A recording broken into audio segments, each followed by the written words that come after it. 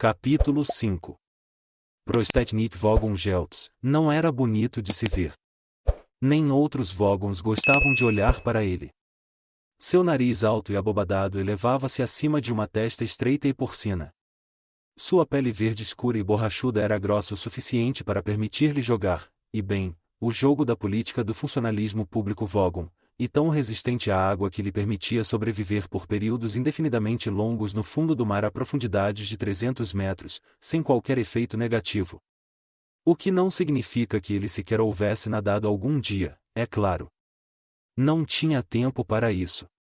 Ele era do jeito que era porque, há bilhões de anos, quando os Vogons pela primeira vez saíram dos mares primevos da Vogsfera, e foram arfar nas praias virgens do planeta, quando os primeiros raios do jovem e forte Vogsol os atingiu naquela manhã, foi como se as forças da evolução houvessem simplesmente desistido deles, virado para o outro lado, cheias de aversão, considerando-os um erro infeliz e repulsivo.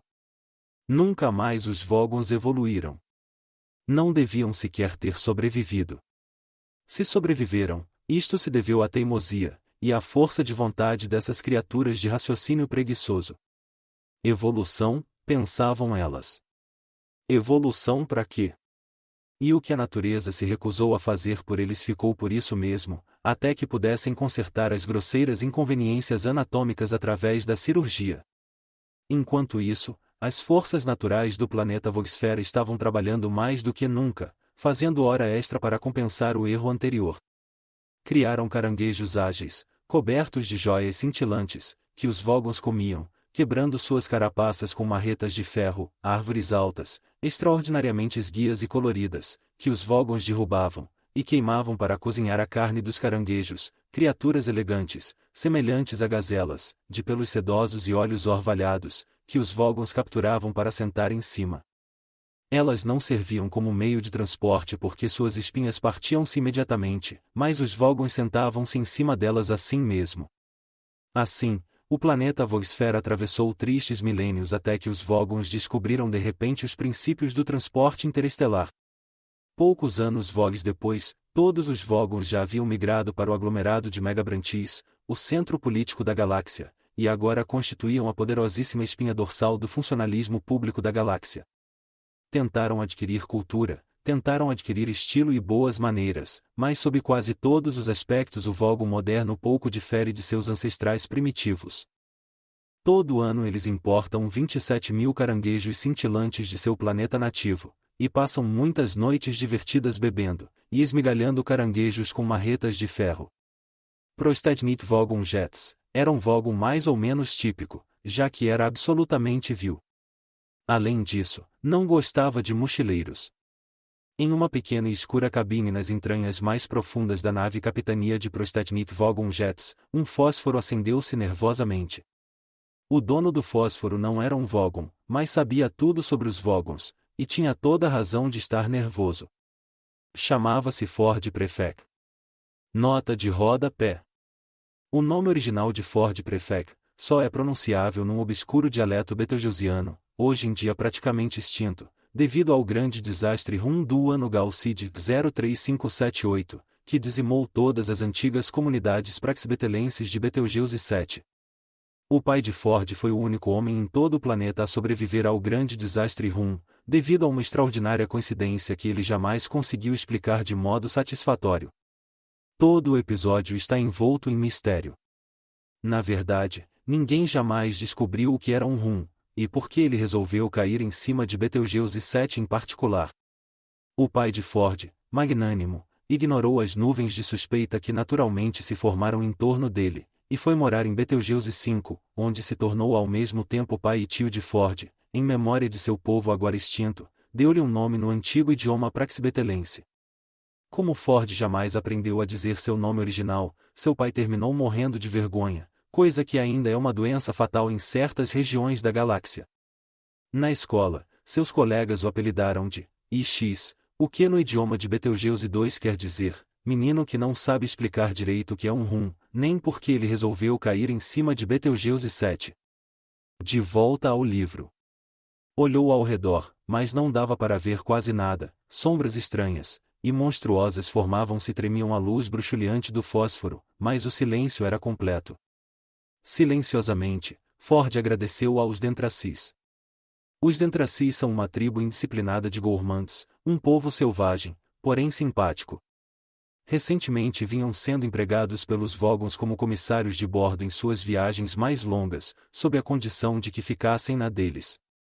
Os Dentracis achavam isto ótimo, porque adoravam o dinheiro Vogon, que é uma das moedas mais sólidas do espaço, porém detestavam os Vogons. Os Dentracis só gostavam de ver um Vogon quando ele estava chateado. Graças a esse pequeno detalhe, Ford Prefect não fora transformado numa nuvenzinha de hidrogênio, ozônio e monóxido de carbono. Ford ouviu um leve gemido. À luz do fósforo, viu uma forma pesada mexendo-se no chão. Rapidamente apagou o fósforo, pôs a mão no bolso, encontrou o que procurava e tirou-o do bolso. Abriu o pacote e sacudiu-o. Ajoelhou-se. A forma mexeu-se de novo. Ford Prefect disse: Eu trouxe uns amendoins. Arthur mexeu-se e gemeu de novo, produzindo sons incoerentes. Tome, coma um pouco.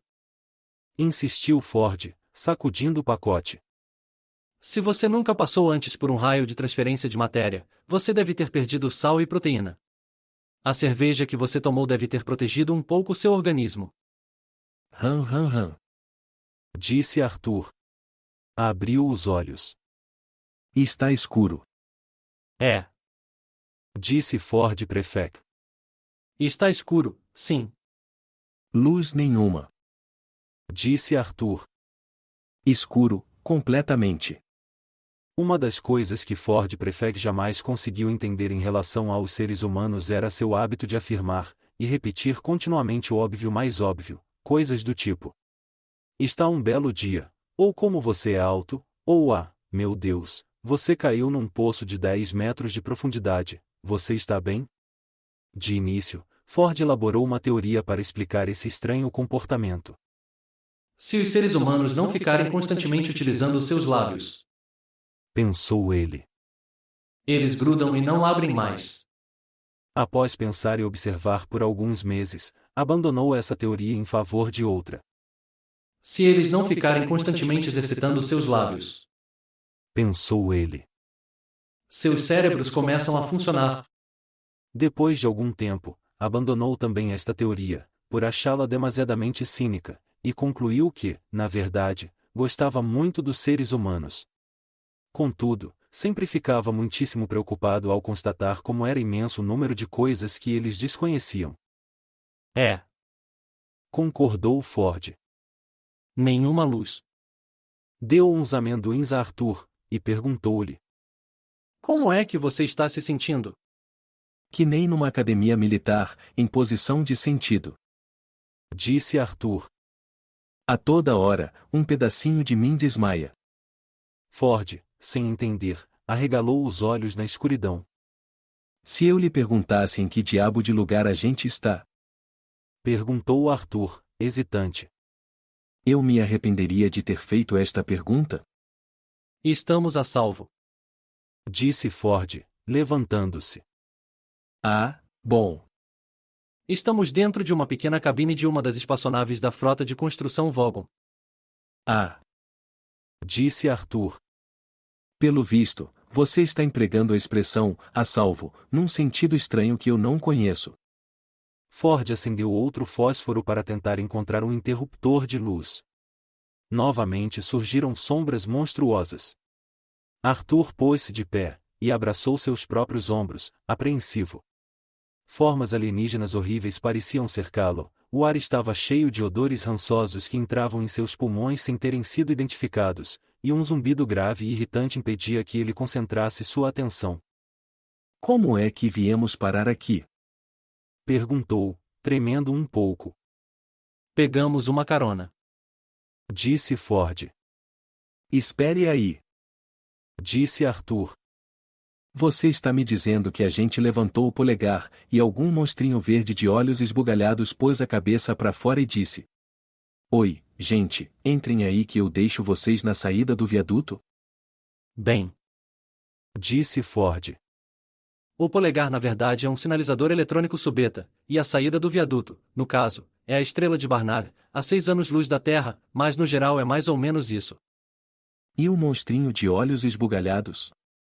É verde, sim. Tudo bem. Disse Arthur. Mas quando eu vou voltar para casa? Não vai. Disse Ford Prefect, e encontrou o interruptor. Proteja os olhos. Acrescentou, e acendeu a luz. Até mesmo Ford ficou surpreso. Minha nossa! Disse Arthur. Estamos mesmo dentro de um disco voador? Prostetnik Vogongeltz contornou com seu corpo verde e desagradável a ponte de comando da nave. Sempre se sentia vagamente irritado após demolir planetas povoados.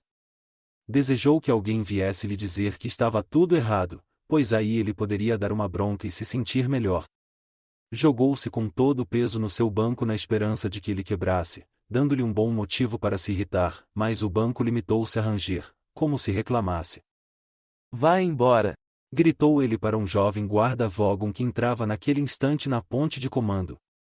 O guarda desapareceu imediatamente, um tanto aliviado. Assim, não seria ele quem teria de dar a notícia que acabava de ser recebida. Era um despacho oficial informando que um novo tipo maravilhoso de espaçonave estava sendo lançado naquele instante num centro de pesquisas do governo em Damogra, que tornaria desnecessárias todas as vias expressas hiperespaciais. Outra porta abriu-se, mas dessa vez o capitão Vogon não gritou, porque era a porta que dava para a cozinha, onde os Dentracis trabalhavam. Uma refeição agora seria a ótima ideia. Uma enorme criatura peluda entrou com uma bandeja, e um sorriso de maluco. Prostetnik Vogongeltz ficou contente. Sabia que quando um Dentraci estava sorridente daquele jeito era porque havia alguma coisa acontecendo na nave que lhe daria um pretexto para ficar irritadíssimo. Ford e Arthur olhavam ao redor. Bem, o que você acha? Perguntou Ford. Meio bagunçado, não é? Ford olhou contrafeito para os colchões encardidos, copos sujos e roupas de baixo mal cheirosas de alienígenas espalhadas pela cabine apertada. Bem, isso aqui é uma nave de serviço. Disse Ford. Estamos numa das cabines dos Dentracis. Mas não eram Vogons, ou coisa parecida. É. Disse Ford. Os Vogons mandam, os Dentracis cozinham. Foram eles que nos deram carona. Estou meio confuso. Disse Arthur. Dê uma olhada nisso. Disse Ford, sentando-se num dos colchões, e mexendo em sua mochila. Arthur apalpou o colchão nervosamente, e depois sentou-se também. Na verdade, não havia motivo para ficar nervoso, já que todos os colchões cultivados nos pântanos de Scorchellow Zeta são muito bem mortos, e ressecados antes de serem utilizados. É muito raro um desses colchões voltar à vida. Ford deu o livro a Arthur. Que é isso? Perguntou Arthur. O Guia do Mochileiro das Galáxias. É uma espécie de livro eletrônico. Tem tudo sobre todos os assuntos. Informa sobre qualquer coisa. Arthur revirou nervosamente o aparelho. Gostei da capa. Disse ele. Não entre em pânico. Foi a primeira coisa sensata e inteligível que me disseram hoje. Eu lhe mostro como funciona. Disse Ford.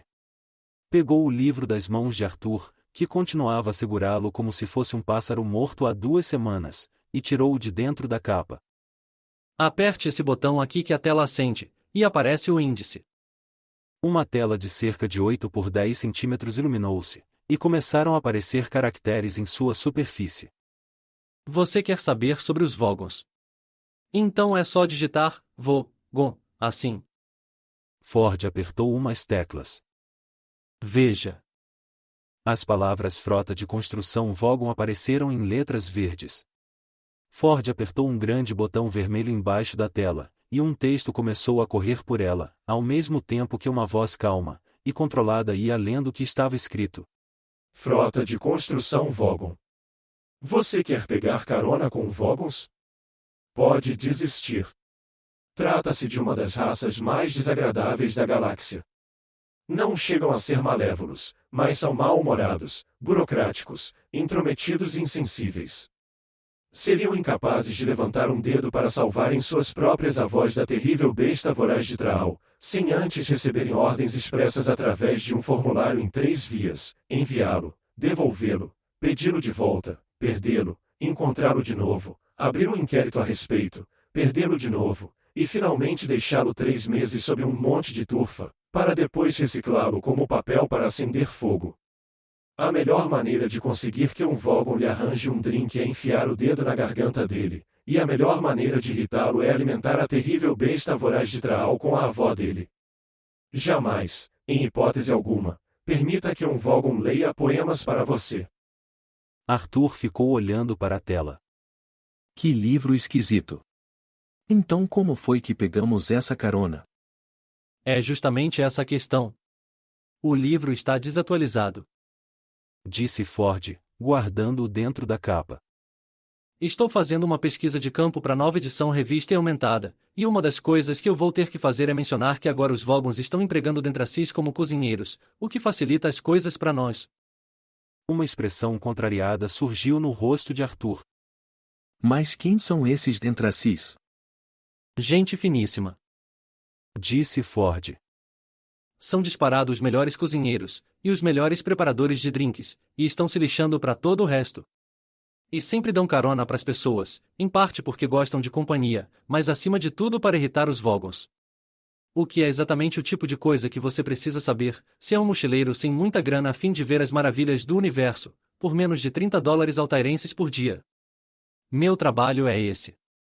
Divertido, não é? Arthur parecia perdido. É incrível.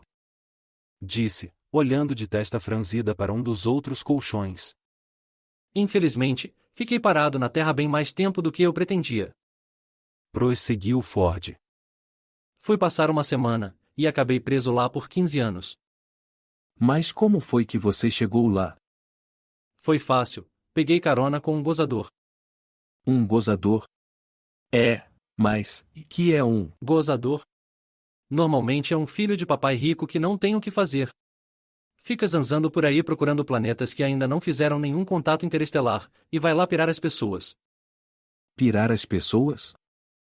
Arthur começou a pensar que Ford estava gostando de complicar a vida para ele. É.